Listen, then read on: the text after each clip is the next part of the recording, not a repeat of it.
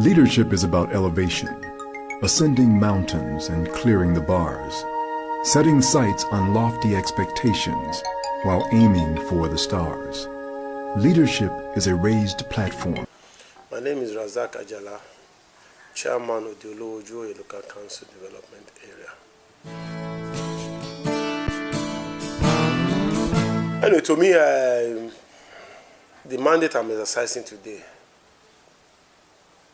were given to me by the people of Odiolowo Ojuwoye Local Council Development Area, which of course have people from diverse tribe. So,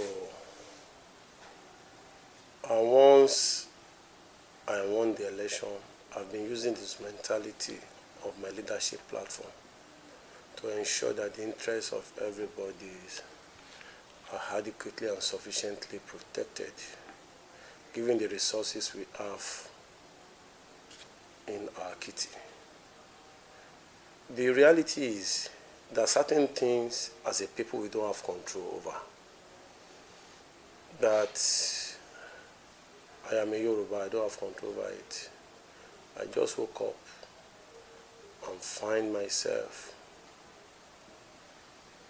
being given birth to by Yoruba. So what you don't have control over, why should you allow such things to rule your world? I think it is important as a people for us to know that this issue of tribe, ethnicity, religious, and what have you, they are just potent tools being used by a segment of our society to continue to have dominance on the political space. So it has absolutely nothing to do with governance. Neither will it bring food to my table or provide the much needed social and infrastructural amenities that can stimulate our economy or solve other fundamental issues that are facing us as a nation. So therefore, I don't have any issue because I've been exercising my mandate to ensure that the need, the yearning, the aspiration, and the expectations of our people, regardless of, even beyond issue of ethnicity, regardless of their background and what have you, are accommodated within what we have in our pool. And if you are conversant with my political philosophy is common pool for common benefit, which literally means that to me, I will continue to use the money I'm holding in trust for our people. I will continue to spend it to accommodate the interests of everyone.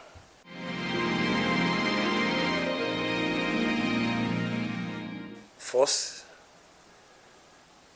if my party have not given me the opportunity to be the standard bearer of my party during the last chairmanship election, there is no way I will have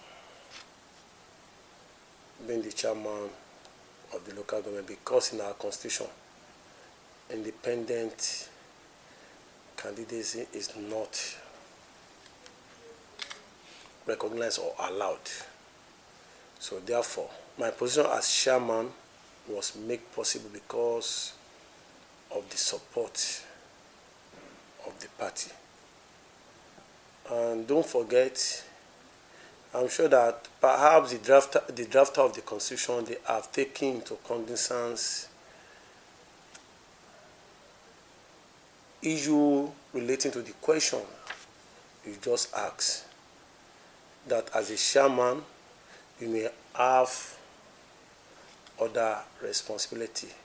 That is the reason why I have a joint ticket with the vice chairman. So whether I am there or I'm not there is to delegate. So I have the vice chairman there and the supervisors and of course the honorable councillors that are representing the various wards. And now we are even in the era of digital. After all, during COVID, you don't need to be at the spot where the action is taking place before you participate in the activities through Zoom technology.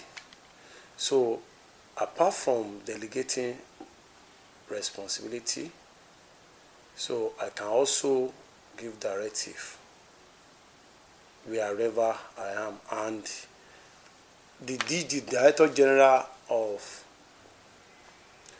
Adebule, the campaign that I'm driving is not in any other state, it's still within Lagos State, from Ikeja to Odiolowo. I'm sure it's probably be about 4 kilometers. So if I want to do anything, I can quickly leave here, go to this council secretariat and return. That is if I don't want to delegate. But to me, I believe in teamwork. Even when I'm not driving any campaign, I delegate a lot because I see government as a learning platform for all of us. In the next 2 to 3 years, I will leave the side, another person will come in. So if you don't delegate, how do you want the members of your team to be conversant with the basic rudiments of governance, or how to effectively execute the template you build from where you stopped?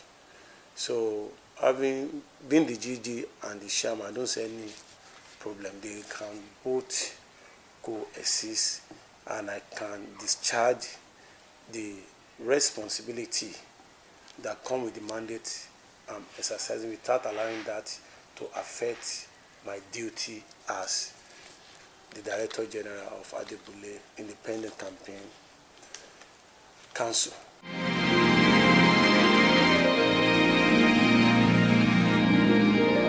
Fundamentally, what we've been doing is to sensitize, to educate, and to let the youth understand the inherent danger in taking the substance. And for us to achieve this, our advocacy is not only limited to the community. We are partnering with various stakeholders within our community, the religious, the Christian Association of Nigeria, the Association of Chief Imams, and Alpha, the head of schools, and other relevant stakeholders within the education family, to let our youth know the danger in taking the substance. So, and I believe to achieve the objective, it should not be the exclusive responsibility of government, be it state, federal, or local government. The parents too, they have a major role. They have a major role to play, most especially the mothers, because they live greater part of their time with their children. So, and if you will agree with me that our affairs, the clergyman, they have what we call power of microphone. And because of the vantage position they occupy in our community, we strongly believe that we can leverage on them to get this message deeply entrenched in the consciousness of our youth. And we are maximizing this space.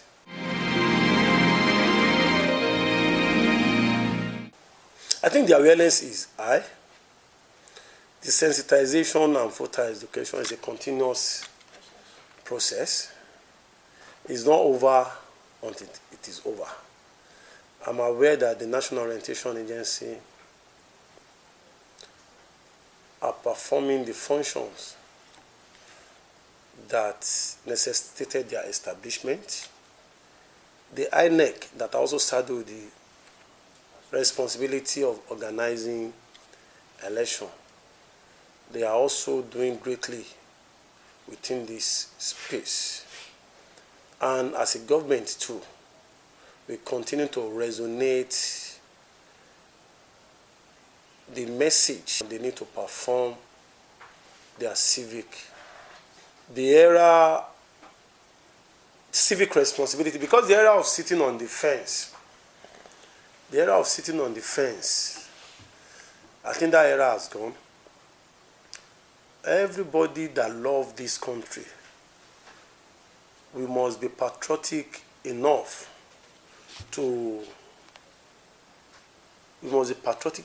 by participating in the process that will lead to emergence of our leaders. Because if we sit on the fence or disconnect ourselves from the process, if a stupid man eventually emerges, regardless of our reservation for such person, we have to be subservient to the stupidity that is domesticated in whoever that the process produce, at least for a minimum of 4 years. So that's the reason why we must show more than active interest by participating, using our power of thumb to vote wisely and to vote for a man or woman which we believe has the capacity, the capability, the competency to reposition our country to occupy a trital position in the Committee of Developed Nation. And of course, even though I didn't ask the question, if anybody asks me, given the numbers of the presidential front runner, I believe that the only man that the cap fit is no other person but Ojuwoye Ahmed Tinubu. Of 4 years now, I believe that Nigerians want the best for our country. I believe that as a people, we want to create a narrative that will give us respect among our peers within the global system. And for us to achieve this feat, given the track records of all the presidential frontrunner, given their experience, their competency, and their capacity, and most especially the manifestos of all the leading political parties, I believe that the only man that can give us what we need particularly during this period, what we need as a nation, particularly during this period, is no other person but Ojuwoye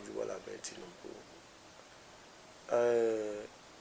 The truth is, 2023 election shouldn't be about sentiment or emotion. It shouldn't be about sentiment or emotion. It should be about some of the factors I've earlier said.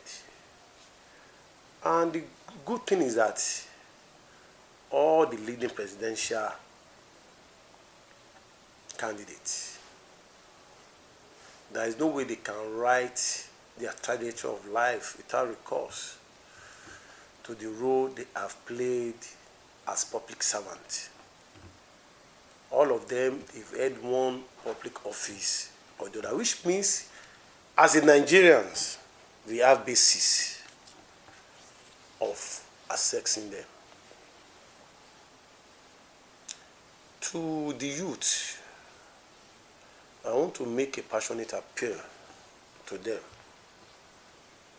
that their decision on who to vote for should not be about what they are reading on the social media, because I know that there are a lot of materials out there that does not represent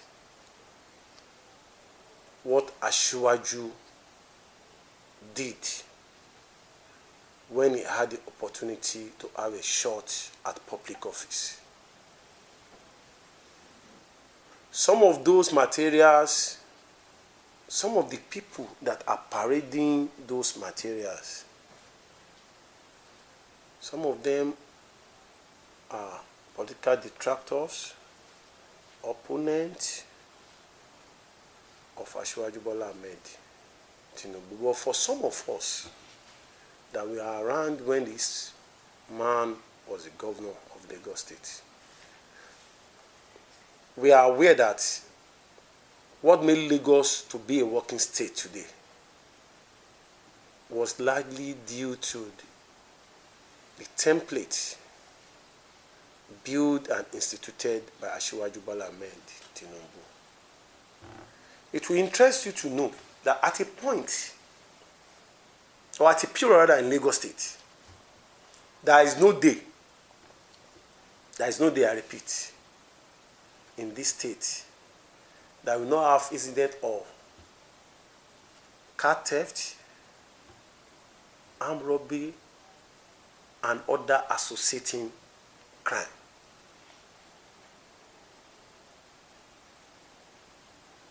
We are talking of a period that when the men of the underworld are coming to your community, they write letter to you that we are coming, and they will come in the broad daylight. They will come, operate, and left unchallenged.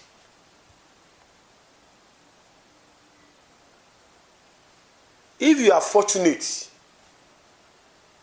they will only cut away maybe your TV, money, and what have you. If you are not fortunate, they will cut those things away and even raped your wife or daughter in your presence. I'm sure that you may not know Apakun. That was the road that lead to International Airport. It used to be kidnapper then. I remember very, very well. There is this issue of Gomo that was prevalent during this period. People will leave their house, they will not return. Gomo ti Gomo mi.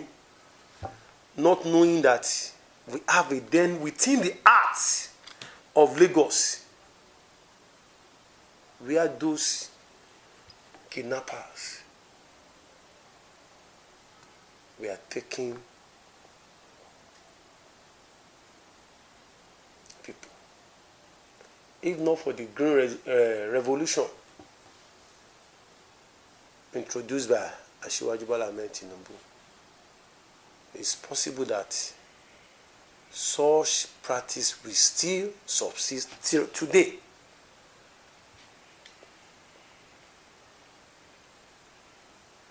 At times, I just ask myself that perhaps maybe because history is no longer part of the school curriculum, that is the reason why some of us don't know that the end of Victoria Island used to be NTA Shananteno. The popular Lekki that people are shouting today was made possible because of the infrastructure amenities provided by Asiwaju Bola Ahmed Tinubu. Those Lekki, Oniru, they used to be slum. They used to be slum.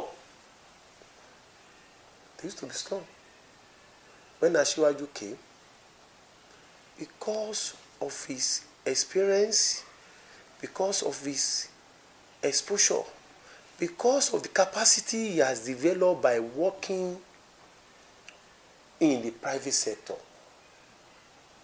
he understands the need to expand Victoria Island. Because the truth is, we are all in a class-conscious society. The only high-blown area there was Ikoyi, VI. The two were already saturated.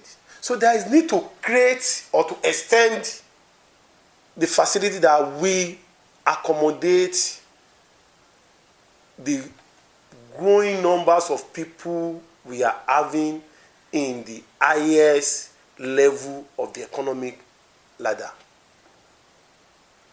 So if today Lekki is what it is today, it's because of the supporting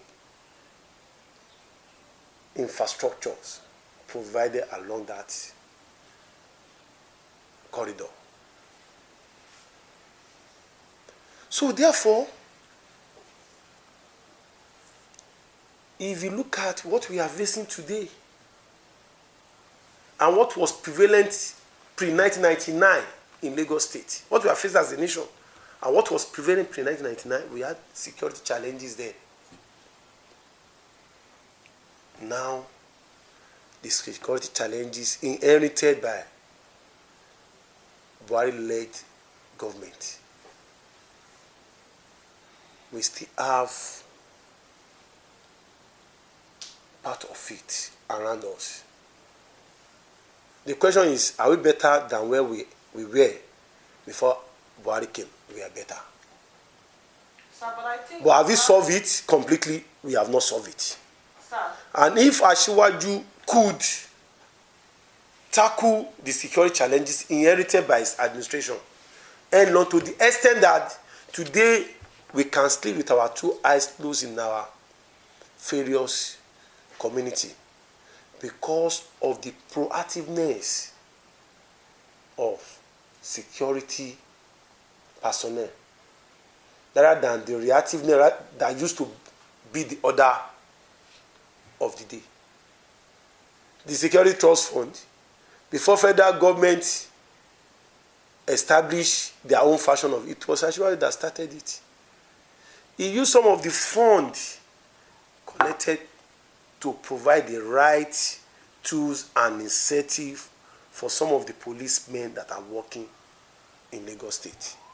And he understands early enough that our policemen cannot operate without having the right intelligence.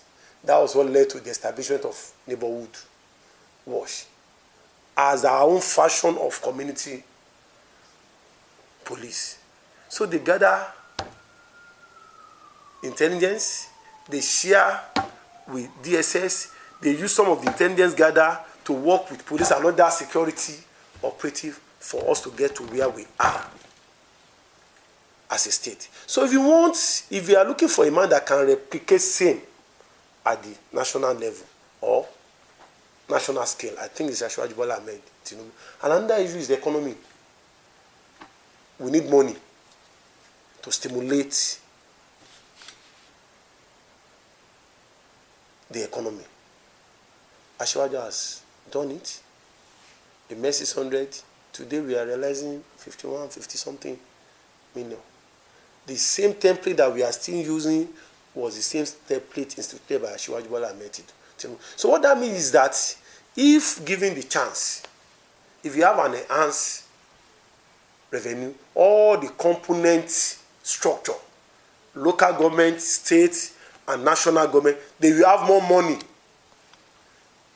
to provide infrastructures, social amenities, and these are what prospective businesses are looking for in determining where to situate or to locate their business. So that's the reason why I believe that it should not be about sentiment or emotion. It should be about voting for the man that can truly give us a better and brighter, rewarding future.